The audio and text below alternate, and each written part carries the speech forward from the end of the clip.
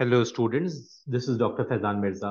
इस लेक्चर में हम स्पाइनल कॉर्ड और स्पाइनल नर्व्स को कवर कर रहे हैं। Spinal cord central nervous system का वो पार्ट है जो ब्रेन को आपके बॉडी के डिफरेंट पार्ट से कनेक्ट करता है। जो स्पाइनल कॉर्ड होता है वो किस तरह का होता है, ये एक सिलिंड्रिकल स्ट्रक्चर आपको दिख रहा है। ये हमारे वर्टिब्रल कॉलम के बीच में हमारी बैकबोन के अंदर होता है और इसमें सेंसरी न्यूरॉन्स इस रास्ते से एंटर होते हैं from the posterior and. Posterior मतलब आपकी बैक साइड से। और जो मोटर न्यूरॉन्स हैं वो एग्जिट होते हैं फ्रॉम द फ्रंट, ये कहलाता है इसका एंटीरियर पार्ट। तो जो रास्ते हैं इसमें, उसमें there is a root which is coming from the back side जो कि पोस्टीरियर हो जाएगा। और वो रूट्स हैं जो कि सामने से आ रहे हैं, इनको हम एंटीरियर रूट्स कहते हैं। ये वो कौन से रूट हैं जो कि मोटर न्यूरॉन से बने हुए हैं, इनके अंदर मोटर नर्व्स होती हैं। स्पाइनल कॉर्ड जो होती है उसके अंदर ट्रैक्स होते हैं जो ब्रेन तक जा रहे होते हैं। ट्रैक्स जो होते हैं वाइट मैटर से बने हुए होते हैं।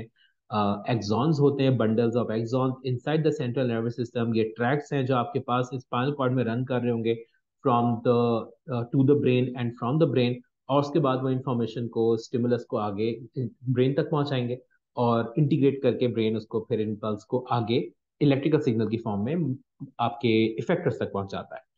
स्पाइनल कॉर्ड की जब हम डिटेल देखते हैं तो स्पाइनल कॉर्ड सबसे पहले तो हमने इसके प्रोटेक्टिव स्ट्रक्चर्स देखने हैं कि ये बोन से कवर्ड है, वर्टिब्रल कॉलम के अंदर होता है। मेनिंजीज होती हैं, मेनिंजीज इसके अंदर वही वाली हैं जो हमने पहले ब्रेन में भी डिस्कस की हुई हैं।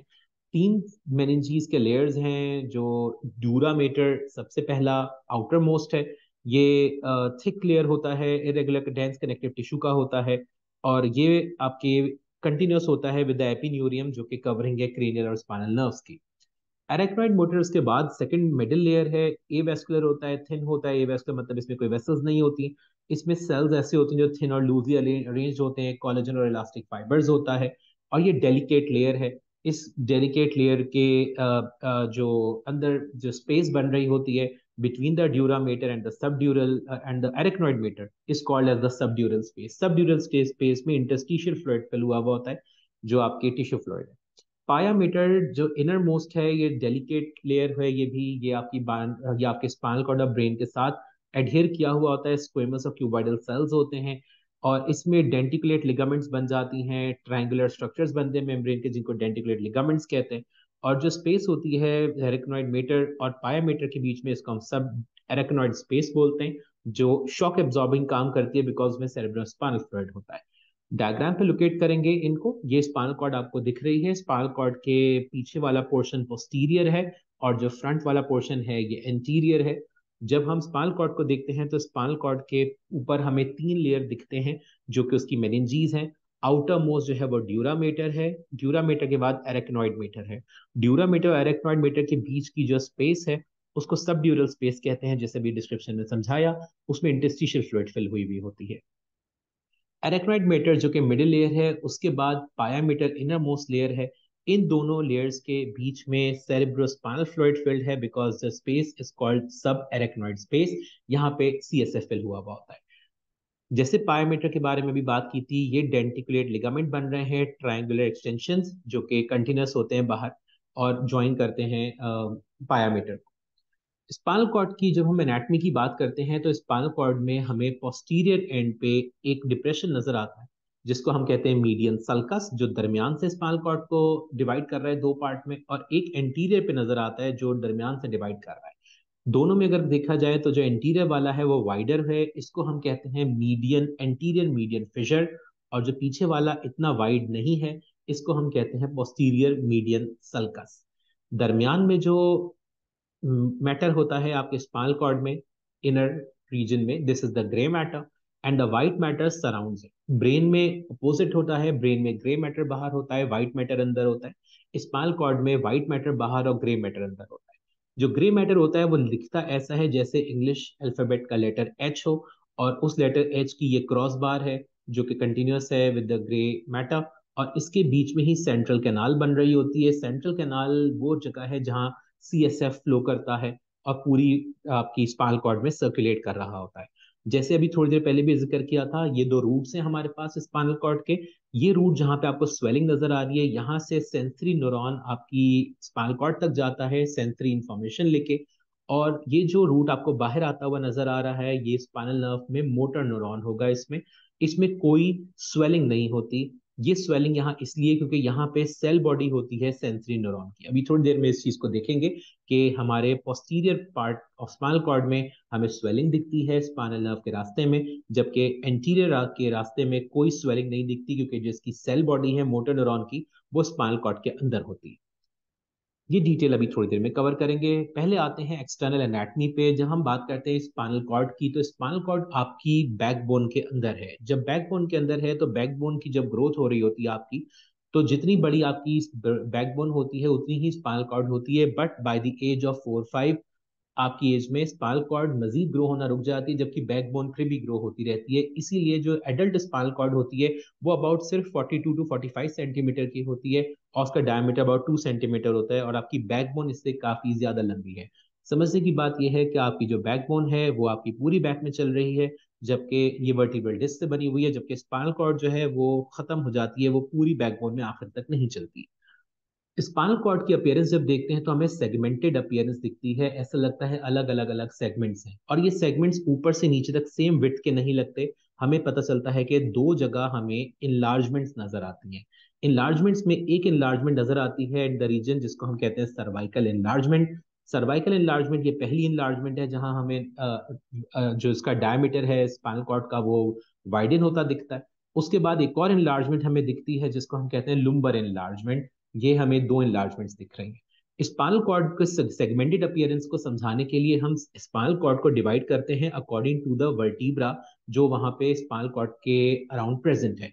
तो सबसे पहले आ जाता है सर्वाइकल। सर्वाइकल वो पार्ट है वर्टीब्रा के जो सर्वाइकल रीजन के अंदर है। टोटल हर सर्वाइकल रीजन से नर्व निकल रही होंगी। ये C1 से लेके C8 ये सर्वाइकल सेगमेंट्स हैं आपकी वर्टिब्रल डिस्क के। C1 C2 C3 and C8, और हर एक के बीच में से एक स्पाइनल नर्व निकल रही है।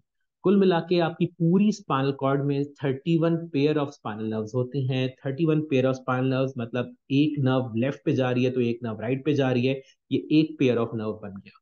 टोटल नर्व कहो तो ये दो नर्व्स हैं, एक लेफ्ट पे गई बॉडी के, एक राइट पे गई। इस तरह 31 पेयर ऑफ स्पाइनल नर्व्स बन जाती हैं। टोटल नर्व्स अगर काउंट करें स्पाइनल नर्व्स तो आप मल्टीप्लाई बाय 2 करके निकाल सकते हैं कि आपकी टोटल स्पाइनल नर्व्स कितनी है। 31 पेयर्स होते हैं। मेडुला ऑब्लोंगेटा से कंटिन्यूस होती है आपकी स्पाइनल कॉर्ड। सबसे पहले समझा दिया कि सर्वाइकल आ गया। सर्वाइकल रीजन के अंदर 8 पेयर्स होते हैं नर्व्स के। सर्वाइकल सेगमेंट के बाद आपके पास थोरेसिक नर्व्स आ जाती हैं। थोरेसिक सेगमेंट T1 से लेके T12 तक चलता है, और इसमें 12 पेयर ऑफ थोरेसिक नर्व्स आ जाती हैं। इनके बाद हमारे पास नेक्स्ट सेगमेंट लुम्बार आते हैं। लुम्बार नर्व्स जो होती हैं वो 5 पेयर्स हैं, L1 से लेके L5 तक। उसके बाद सैक्रल रीजन आ जाता है सैक्रम का, ये S1 से लेके S5 तक इसके अंदर सेगमेंट्स आ जाते हैं, और इतनी ही नर्व्स हैं इसके अंदर। लुम्बार में 5 हैं, सेक्रल में भी 5 हैं, और उसके बाद कॉक्सीजियल नर्व्स ये 1 पेयर होता है। तो कुल मिला के ये 31 पेयर ऑफ नर्व्स बन जाते हैं। जब हम बात करते हैं हमारी सेगमेंटेड अपीयरेंस की, तो हमें दिखता यह है कि हर नर्व अपनी ही सेगमेंट से बाहर आ रही है जहां से वो अराइज कर रही है। मगर जब हम बात करते हैं उन नर्व्स की जो कि लुम्बार सेगमेंट से निकल रही हैं, या सर या सैक्रल रीजन से निकल रही हैं, या कॉक्सीजियल से निकल रही हैं, ये उस जगह से बाहर नहीं आती स्पाइनल कॉर्ड से जहां ये अराइज होती हैं। ये अराइज होने के बाद स्पाइनल कॉर्ड में वर्टिब्रल कॉलम के अंदर ही चलती रहती हैं। और ये सारी वो नर्व्स हैं जो कि लुम्बार सेगमेंट से अराइज हुई, सैक्रल सेगमेंट से अराइज हुई, और कॉक्सीजियल से अराइज हुई। ये सब की सब as a horse tail spinal cord से नीचे ट्रेवल करती हैं, and they leave the vertebral column apart from the segment जहां से वो अराइज की थी। इस हॉर्स टेल जैसी अपीयरेंस वाले रीजन को हम कहते हैं कॉर्डा इक्वेना। इसमें lumbar sacral coccygeal spinal nerves की एग्जिट के लिए ये रास्ता बना हुआ है, स्पाइनल नर्व्स यहां से गुजर रहे हैं। लुम्बर इनलार्जमेंट और सर्वाइकल इनलार्जमेंट पे जाते हैं। सर्वाइकल इनलार्जमेंट जो होती है वो आपके पास C4 से लेके T1 सेगमेंट तक एक्सटेंड करती है, जबकि जो लुम्बार इनलार्जमेंट है उस वो T9 से लेके T12 तक एक्सटेंड करती है।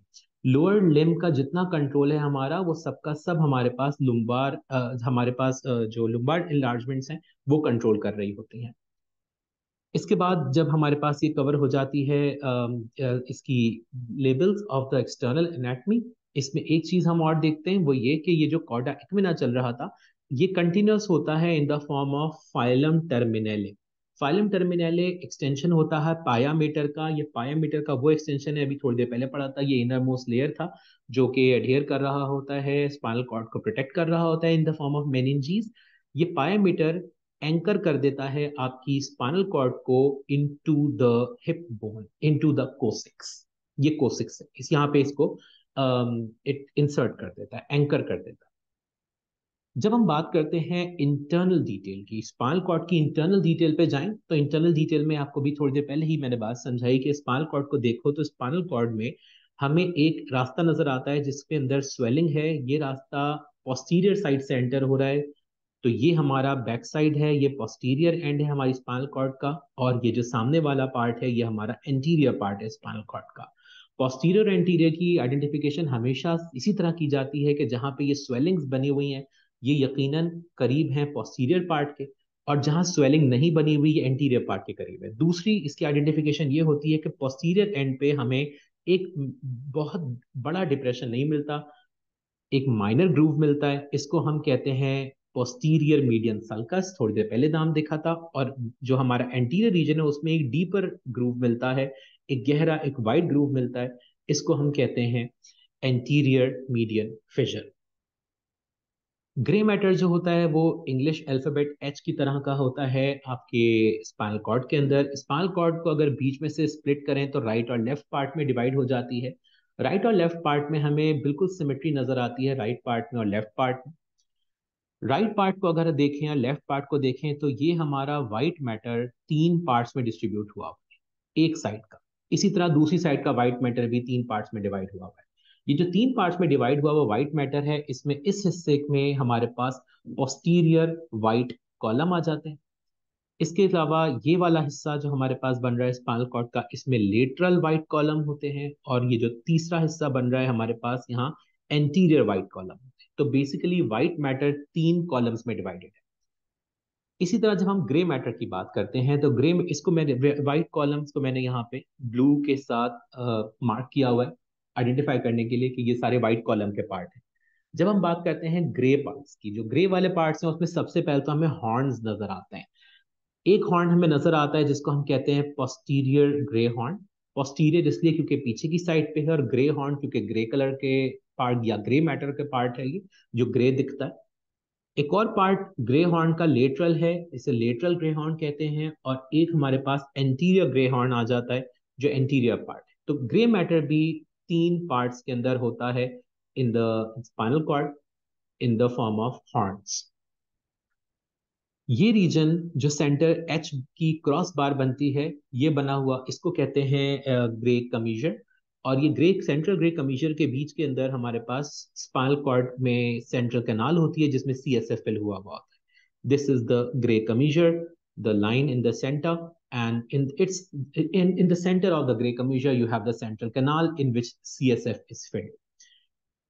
Posterior root जिसमें से सेंसरी न्यूरॉन गुजर रहा है, इसमें स्वेलिंग जो होती है इस स्वेलिंग को हम कहते हैं गैंग्लियन। इस गैंग्लियन में सेंसरी न्यूरॉन की सेल बॉडीज होती हैं। सेंसरी न्यूरॉन का स्ट्रक्चर हम पहले पढ़ चुके हैं। सेंसरी न्यूरॉन की सेल बॉडी गैंग्लियन में होने की वजह से यहाँ स्वेलिंग आ जाती है, और ये नॉर्मल एनाटॉमिकल स्वेलिंग है। सेंसरी न्यूरॉन आपके पोस्टीरियर एंड से एंटर होता है, स्पाइनल कॉर्ड के ग्रे मैटर में जाता है, साइनेप्स बनाता है रीले न्यूरॉन्स के साथ। रीले न्यूरॉन उसके बाद मोटर न्यूरॉन्स के साथ साइनेप्स बनाते हैं। मोटर न्यूरॉन की सेल बॉडी ग्रे मैटर में ही होती है। सेल जो रीले न्यूरॉन है वो पूरा का पूरा ग्रे मैटर में होता है, और सेंसरी न्यूरॉन के जो साइनेप्टिक एंड है वो ग्रे मैटर में होता है। इसके बाद बाकी पार्ट मोटर न्यूरॉन का इफेक्टर तक आ जाता है। किस रास्ते से आएगा? ये आएगा एंटीरियर रूट से, जो रूट सामने की तरफ है। रूट किसको कहते हैं? रूट की आइडेंटिफिकेशन क्या है? ये बंडल ऑफ एक्सॉन होते हैं जो कनेक्ट करते हैं स्पाइनल नर्व को to the spinal cord. Root posterior भी हो सकता है, एंटीरियर भी हो सकता है। पोस्टीरियर रूट होगा तो सेंसरी न्यूरॉन से बना हुआ है, एंटीरियर रूट है तो वो मोटर न्यूरॉन से बना हुआ है। जब हम अगर क्रॉस सेक्शन में इसको देखना चाहें, ट्रांसवर्स सेक्शन देखना चाहें, स्पाइनल कॉर्ड को हम कट करें अलोंग दिस एंगल और उसको देखें, तो हमें वही वाली बात कि हमें व्हाइट मैटर नजर आ रहा है, तीन तीन पार्ट्स में डिस्ट्रीब्यूट हुआ हुआ, ग्रे मैटर भी नजर आ रहा है। पोस्टीरियर और एंटीरियर पार्ट देख लें। एंटीरियर पार्ट वही है कि जिसके अंदर एक वाइड फिशर बन रहा है called anterior median fissure. Anterior इसलिए कह रहे हैं कि सामने की तरफ है, मीडियन इसलिए कह रहे हैं कि दरमियान में है, और फिशर इसलिए कह रहे हैं क्योंकि वाइड है। On the posterior side, posterior कहेंगे क्योंकि बैक है, मीडियन कहेंगे इसलिए क्योंकि दरमियान है, और दोबारा इस जगह में बहुत वाइड गैप नहीं है तो हम इसको फिशर नाम नहीं दे सकते, हम इसको नाम देंगे सल्कस का। Narrow groove is sulcus. Already ये डिस्कस कर लिया कि कॉलम्स तीन हैं, posterior column, lateral white column, posterior white column, lateral white column and anterior white column, इनको हम लोकेट कर चुके ऊपर डायग्राम में। इसी तरह हमने ग्रे हॉर्न्स भी ऊपर देखे थे, posterior grey horn, lateral grey horn, anterior grey horn. यहाँ नई बात यह है कि क्योंकि हमारी स्पाइनल कॉर्ड थ्रू आउट चल रही है फ्रॉम द मेडुला ऑब्लोंगेटा, तो जो हमारा थोरेसिक और लंबर रीजन है उस रीजन में हमारे पास लेटरल ग्रे हॉर्न होता है। बाकी हिस्सों में लेटरल ग्रे हॉर्न नजर नहीं आता, बट बाकी जो हमारे स्पाइनल कॉर्ड के हिस्से हैं उसमें सिर्फ हमारे पास एक पोस्टीरियर ग्रे हॉर्न होगा और एक एंटीरियर ग्रे हॉर्न होगा। दरमियान में लेटरल ग्रे हॉर्न वाज़ेह नजर नहीं आता, नहीं होता वहां पे। जब हम बात करते हैं हमारे पास कौन से ट्रैक के अंदर कौन से न्यूरॉन में कौन सी इंफॉर्मेशन ट्रैवल कर रही है, तो ये हमने अगले पार्ट में देखना है इसी वीडियो में कि हमारे पास स्पाइनल कॉर्ड के किस हिस्से से, किस पार्ट से इंफॉर्मेशन स्टिमुलस कहाँ जा रहा है। हमारे स्पाइनल कॉर्ड के कुछ पार्ट्स जो हमारे ग्रे पार्ट्स हैं, ग्रे हॉर्न्स हैं, उसको मैंने यहाँ पे कुछ कलर ऐड करके मजीद समझाने की कोशिश की है। जो पोस्टीरियर ग्रे हॉर्न होता है उसमें सेल बॉडी होती है रिले न्यूरॉन की, और सेंसरी न्यूरॉन एंड हो रहा होता है, उसकी सिनेप्टिक नर्व्स होती हैं। जब हम बात करते हैं लेटरल ग्रे हॉर्न्स की, ये वाला रीजन जब लेटरल ग्रे हॉर्न्स होता है, इसमें ऑटोनॉमिक मोटर न्यूक्लियाई प्रेजेंट होते हैं।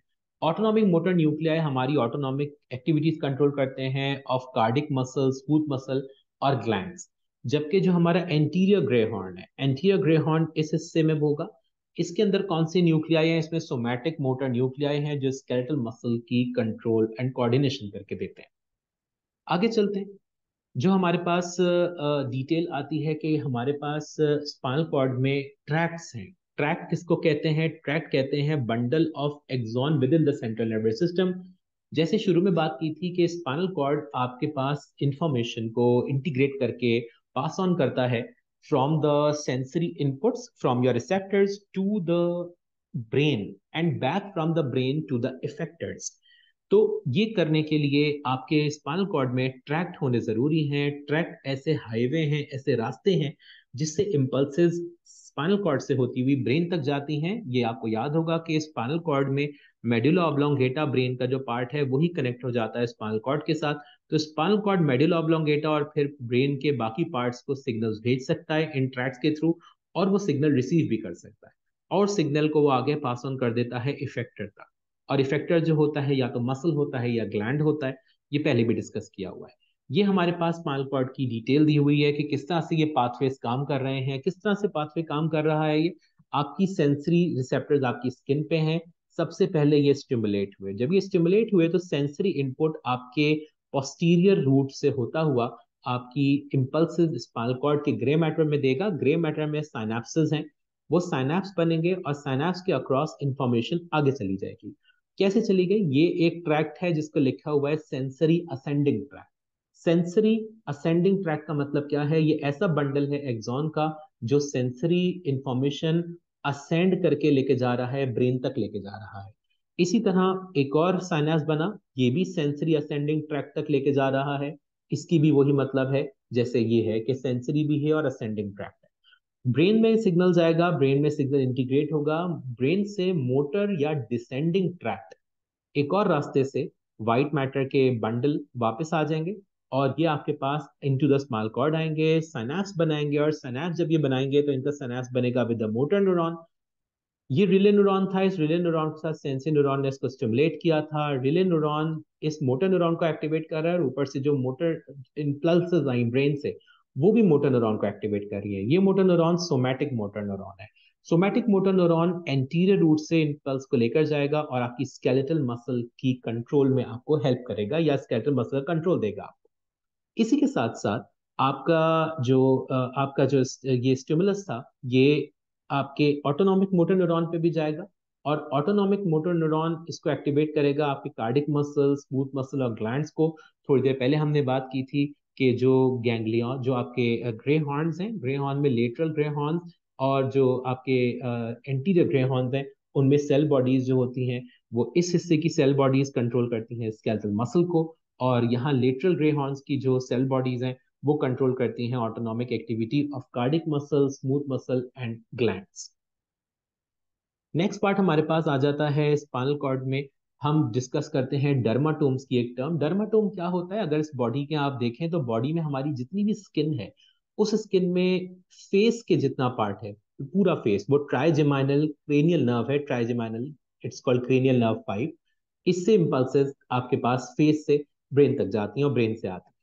बाकी बॉडी के जितने पार्ट्स यहाँ डिफरेंट कलर्स में लिखे हुए हैं, किसी पे C6 लिखा है, C5 लिखा है, T1 लिखा है, L2 लिखा है, ये वो स्किन के सारे पार्ट्स हैं जो उस पर्टिकुलर सेगमेंट से आने वाली स्पाइनल नर्व से कनेक्ट होते हैं। जैसे C6 वो रीजन होगा जो आपके सर्वाइकल रीजन से 6 क्रेनियल नर्व आ रही है, सॉरी स्पाइनल नर्व आ रही है, उसके साथ कनेक्टेड है।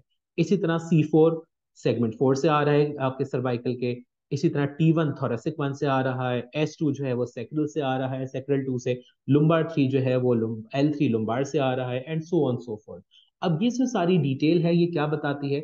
ये बताती है कि इस डर्माटोम का फायदा क्या होता है अगर हम बॉडी के किसी एक पार्ट को स्टिमुलेट करें। फॉर एग्जांपल ये एक सब्जेक्ट है, आप इसकी स्किन के इस हिस्से को स्टिमुलेट कर रहे हो और ये सेंस नहीं कर सक रहा कि इसको इस जगह टच किया जा रहा है या इसके बॉडी का ये पार्ट स्टिमुलेट किया जा रहा है। इसका मतलब क्या हुआ कि ये जो C4 सेगमेंट उसकी स्पाइनल कॉर्ड में है, इस रास्ते में कोई डैमेज हुआ हुआ है न्यूरॉन में। तो we can identify the damage in the neuronal pathway by stimulating the respective dermatome in the body, और उससे हम उस नर्व को आइडेंटिफाई कर सकते हैं जिस नर्व के अंदर स्पाइनल कॉर्ड तक जाते हुए कोई इंजरी हो गई है या कोई कनेक्शन में प्रॉब्लम आ रहा है इम्पल्स जनरेट करने में या इम्पल्स प्रोसेस करने में।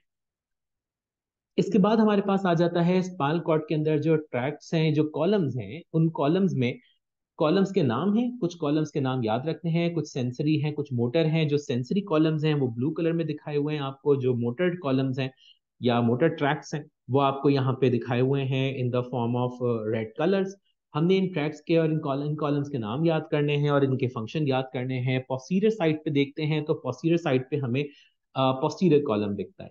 इसका मेन, इसमें ग्रेसिल फेसिकुलस आता है और क्यूनिएट फेसिकुलस आता है। ये दोनों रीजन्स जो होते हैं ये स्पाइनल कॉर्ड की कौन सी कोऑर्डिनेशन करवाते हैं? कोई भी 2 पॉइंट डिस्क्रिमिनेशन है, आपको 2 पॉइंट से टच किया जा रहा है, 2 पिन एक साथ आपकी स्किन पे लगाई जा रही है, क्या वो आपको 2 पिन फील हो रही है या एक पिन फील हो रही है? ये 2 पॉइंट डिस्क्रिमिनेशन है। जॉइंट की पोजीशन है आपकी बॉडी, फाइन टच आपकी बॉडी पे कहीं हो रहा है, तो सारी इंफॉर्मेशन जो है वो इस रास्ते से होती हुई, इन स्पाइनल कॉर्ड के पार्ट से होती हुई सेंट्रल नर्वस सिस्टम तक जाती है। पोस्टीरियर स्पाइनस सेरिबेलर ट्रैक ये फाइन मोटर कंट्रोल के लिए है। ये फाइन मोटर कंट्रोल आपको देता है जो हम स्किल्स, मोटर स्किल्स की बात करते हैं। स्पाइनोथैलेमिक ट्रैक, ये स्पाइनोथैलेमिक ट्रैक आपको temperature, itching, pain, tickling, deep pressure, ये सारी फीलिंग्स आपको इस पाथवे से आपके असेंडिंग ट्रैक्स जाते हैं to the central nervous system, so that this is the part of spinothalamic track जो आपके ब्रेन को स्टिमुलेट करता है फॉर दीज पर्टिकुलर फीलिंग्स। इसके बाद आ जाता है टेक्टोस्पाइनल ट्रैक्ट। टेक्टोस्पाइनल ट्रैक्ट क्या है? ये टेक्टोस्पाइनल ट्रैक्ट है, ये टेक्टोस्पाइनल ट्रैक्ट जो है ये आई और हेड की मूवमेंट कंट्रोल करवाता है। This is called as the medial reticulospinal tract. ये मीडियल रेटिकुलोस्पाइनल ट्रैक्ट ये लोकोमोशन और पोस्चर मेंटेन करवाता है। रेड है तो इसका मतलब ये मोटर कंट्रोल दे रहे हैं। ये वाला आपके पास इसके बाद वेस्टिबुलर ट्रैक्ट आ गया। वेस्टिबुलर ट्रैक्ट जो है ये वेस्टिबुलर एपिटस ईयर के अंदर होता है, उसके लिए उसकी इसकी कंट्रोल देता है। This part is called lateral reticulospinal tract. ये वॉलंटरी कंट्रोल देता है कॉन्ट्रालेटरल लिम्स का, कॉन्ट्रालेटरल मतलब opposite side of the body के लिम्स का। This is called rubrospinal tract, ये फाइन मोटर कंट्रोल देता है। ये मैंने कुछ यहाँ पे डिस्कस किए हैं और रिकॉल कर लेते हैं कि ट्रैक जो होता है वो बंडल ऑफ एक्सॉन होता है जो लोकेटेड होता है सेंट्रल नर्वस सिस्टम। इसके बाद आखिरी पार्ट पे आ जाते हैं स्पाइनल कॉर्ड के, वो है रिफ्लेक्सेस। रिफ्लेक्स क्या होता है? रिफ्लेक्स एक फास्ट और involuntary unplanned sequence of action होता है किसी पर्टिकुलर स्टिमुलस की वजह से। जैसे किसी गर्म चीज पे हाथ लग जाए तो आप फौरन हाथ पीछे खींच लेते हैं, पिन चुभ जाए तो आप हाथ विड्रॉ कर लेते हैं। ये यहाँ पे यही बताया हुआ है विड्रॉल रिफ्लेक्स और जनरल रिफ्लेक्स आर कैसे काम करता है। आपको स्किन पे पिन चुभी, स्किन पे पेन रिसेप्टर्स से वो स्टिमुलेट हुए, क्योंकि सेंसरी न्यूरॉन है तो ये इम्पल्स जाएगी आपके पोस्टीरियर एंड से होती हुई इनटू द स्पाइनल कॉर्ड, इसीलिए यहाँ पे स्वेलिंग है क्योंकि ये सेंसरी न्यूरॉन की सेल बॉडी प्रेजेंट है। This is the cell body of the sensory neuron. ये पोस्टीरियर एंड से एंटर होगी, साइनेप्स बनाएगी रिले न्यूरॉन के साथ, रिले न्यूरॉन स्टिमुलेट हो जाएगा, वो साइनेप्स बनाएगा मोटर न्यूरॉन के साथ। ये सब ग्रे मैटर के अंदर होगा, और यहाँ ग्रे मैटर के अंदर ही मोटर न्यूरॉन की सेल बॉडी है जो आगे इम्पल्स को एंटीरियर रूट से लेती हुई आपके इफेक्टर तक ले आएगी। इफेक्टर या तो मसल होता है या ग्लैंड होता है, इस केस में मसल होगा, आपका बाइसेप मसल जो कि कॉन्ट्रैक्ट होगा और पिन चुभते ही आप अपना हाथ विड्रॉ कर लेंगे। इस केस में जो आपका स्पाइनल कॉर्ड था, it behaved as an integrating centre, क्योंकि आपका जो स्पाइनल कॉर्ड है सीएनएस का पार्ट है, उसका मेन पर्पज ही इंटीग्रेटिंग सेंटर है, वो इम्पल्सेस को इंटीग्रेट करता है। अगर तो रिफ्लेक्स पाथवे में एक ही साइनेप्स आता है तो उसको हम एक ही synapse within the central nervous system आता है तो हम उसको मोनोसाइनेप्टिक रिफ्लेक्सर कहते हैं। और अगर सीएनएस के अंदर मल्टीपल साइनेप्सेस आ रहे हो तो हम उसको पॉलीसाइनेप्टिक रिफ्लेक्सर बोलते हैं। आगे कुछ और एग्जांपल देखते हैं। ये स्ट्रेच रिफ्लेक्स दिया हुआ है। स्ट्रेच रिफ्लेक्स के अंदर हमारी स्ट्रेचिंग ऑफ आर लेग, जिसमें हमारा पैर अगर हम लटका के बैठे हैं और हमारा पैर आगे की तरफ मूव होता है, पटेला पे अगर हम इसको इसको मूव इसको एक हैमर को स्ट्राइक करते हैं gently but with enough pressure कि ये जनरेट हो जाए, तो हमारे ये वाला जो ऊपर मसल है लेग का, ये कॉन्ट्रैक्ट होता है, ये कॉन्ट्रैक्ट होता है, नीचे वाला मसल रिलैक्स होता है जो एंटागोनिस्टिक मसल है, और हमारी टांग आगे की तरफ चली जाती है। टांग का ये वाला हिस्सा इट मूव्स आउटवर्ड्स। किस तरह होता है ये आपने जैसे ही यहाँ पे पटेला पे स्ट्राइक किया, यहाँ पे आपके पास आपके इस बॉडी पार्ट से स्ट्रेच रिसेप्टर स्टिमुलेट हो जाएगा। जैसे ही स्ट्रेच रिसेप्टर स्टिमुलेट होगा, स्ट्रेच रिसेप्टर का नाम है मसल स्पिंडल। ये मसल स्पिंडल जो आपके पास इंफॉर्मेशन आगे लेके जाएगा। ये स्टिमुलेट हुआ, ये स्टिमुलेट होने के बाद सेंसरी न्यूरॉन में इंफॉर्मेशन, ये सेंसरी न्यूरॉन का ही एंड है, ये सेंसरी न्यूरॉन से इम्पल्स गई और वही पोस्टीरियर रूट से होती हुई गई, सिनेप्स बनाया। सिनेप्स में दो जगह सिनेप्सेस बन रहे हैं, एक रिले न्यूरॉन और एक मोटर न्यूरॉन के साथ। एक मोटर न्यूरॉन के साथ सिनेप्स बना, मोटर न्यूरॉन ने आके आपके इस मसल को कॉन्ट्रैक्ट करवा दिया। मगर जब ये ऊपर वाला मसल कॉन्ट्रैक्ट होगा तो एंटागोनिस्टिक मसल रिलैक्स होना जरूरी है। तो रिलैक्स करने के लिए क्या किया जाएगा, दूसरे पाथवे से एक और नर्व या एक और मोटर न्यूरॉन इनहिबिटरी सिग्नल देगा दूसरे मसल को, इसको इनहिबिट कर देगा, ऊपर वाला मसल कॉन्ट्रैक्ट, नीचे वाला रिलैक्स, और आपकी टांग आगे की तरफ स्ट्रेच हो जाएगी। प्लस और माइनस शो ही ये कर रहा है कि कौन स्टिमुलेट हो रहा है, क्या इनहिबिट हो रहा है।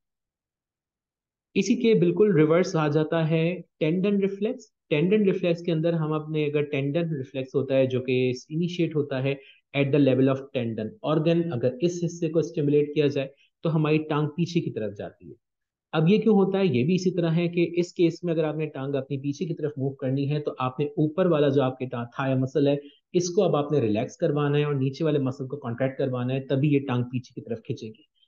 अब क्या होगा, यहाँ पे भी यही है कि ये रिसेप्टर जो सेंसरी न्यूरॉन का है टेंडन ऑर्गन, ये स्टिमुलेट होगा, सेंसरी इंफॉर्मेशन सेंसरी न्यूरॉन और पोस्टीरियर रूट से होती हुई स्पाइनल कॉर्ड में जाएगी, दोनों तरफ रिले न्यूरॉन के साथ सिनेप्स बनाएगी।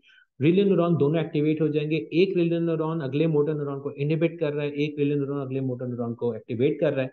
जो एक मोटर न्यूरॉन इनहिबिट हुआ वो थाई के ऊपर वाला जो मसल था उसको रिलैक्स करवा देगा, और दूसरा मोटर न्यूरॉन जो आपका स्टिमुलेट हुआ था वो आपके थाई के दूसरा मसल जो नीचे की तरफ मसल है आपकी बोन के, उसको कॉन्ट्रैक्ट करवाएगा, आपकी टांग पीछे की तरफ आ जाएगी। सो ये कंट्रोल होता है एंटेगोनिस्टिक कंट्रोल, किस तरह से स्पाइनल कॉर्ड हमारे पास हेल्प कर रहा होता है। जब हम बात करते हैं टेंडन रिफ्लेक्स की, तो टेंडन रिफ्लेक्स में हमारे पास टेंडन ऑर्गन इन्वॉल्व है। टेंडन ऑर्गन का दूसरा नाम होता है गोल्जी टेंडन। और जब हम बात करते हैं स्ट्रेच रिफ्लेक्स की, स्ट्रेच रिफ्लेक्स के अंदर हमारे मसल स्पिंडल इन्वॉल्व होता है, मसल स्पिंडल्स मसल के अंदर होता है, और टेंडन ऑर्गन जो होता है वो टेंडन में होता है। तो ये फर्क याद रखना है, बाकी न्यूरॉन्स पाथवे याद रखते हैं। रिफ्लेक्स आर खत्म हो जाता है, स्पाइनल कॉर्ड की डिटेल खत्म हो जाती है। I hope this video was helpful for you. That's it from my side, thank you so much.